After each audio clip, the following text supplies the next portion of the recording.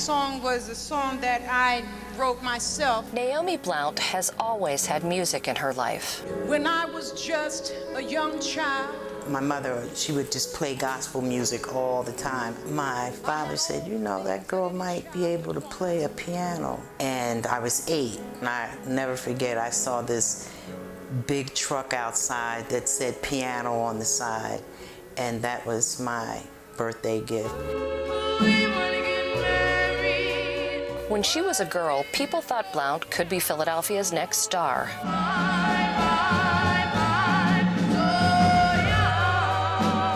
She never imagined then that her voice would have the biggest impact in prison. I started doing things that I had no business doing, and that's drinking and using drugs and smoking cigarettes and marijuana, just like I quoted in my song. Drinking alcohol and staying up all night long. Those were the things that really just took me away from everything that, you know, I could have done. You know, I destroyed that myself.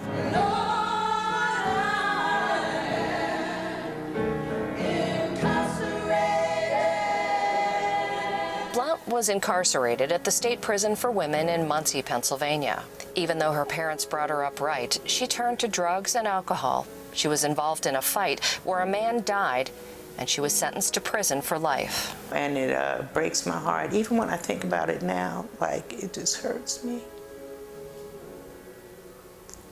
That I could be so manipulative towards people that really just love me and you know, were just trying to see me become someone because they knew of my potential, you know, but I just did what I wanted to do, and doing what I wanted to do, you know, led me to wrong places. I made many mistakes in my life. In prison, Blount returned to her musical roots. She was asked to perform for prison visitors, so she wrote a song and organized a backup choir. Over the years, Blount's performances led to TEDx videos that got attention on YouTube.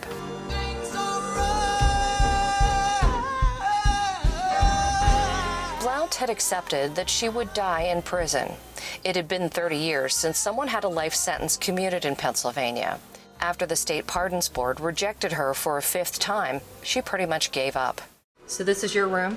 Yes. Then a friend encouraged her to try one more time. I put in the letter of reconsideration, and sure enough, I wrote that letter, I put it in my Bible, and then I went in my cell one night and something just said, Naomi, mail that letter. And I was like, I gotta start listening to God a little more. So I'm saying, that's God talking to me and I'm just not listening. Something said, mail that letter, and I just went in the Bible, took the letter out, and put the letter in the mailbox. And sure enough, it was like maybe a couple of weeks, I got a letter in the mail, and I didn't even want to open it. And I read the letter. I couldn't believe it. All 5 no's had turned into 5 yeses. And I said, nobody but God did that. May 30, 2019, Pennsylvania Board of Pardons public hearing is now in session. Blount finally got the chance to appear in person before the Board of Pardons, and this time they listened and changed their minds. Case number 3, Naomi Wilson-Blount. Ms. Grayson? Yes. Dr. Williams? Yes. Mr. Gubernet? Yes. General Shapiro? Yes.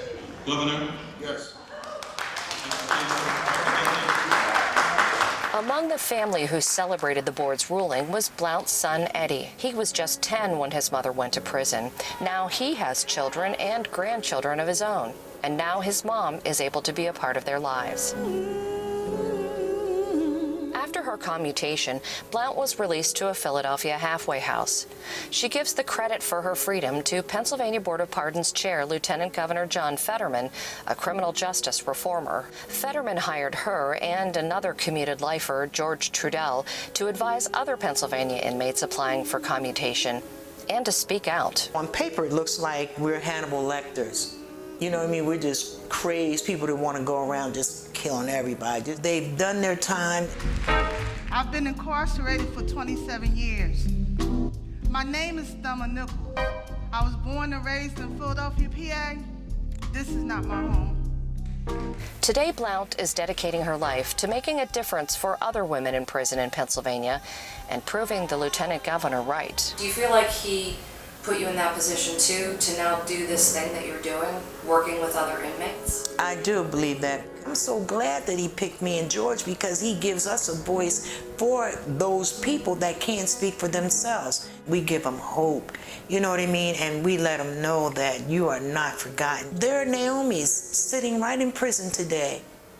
There are Georges that are sitting in prison today. Somebody's got to do something. You know, you got to soften your heart.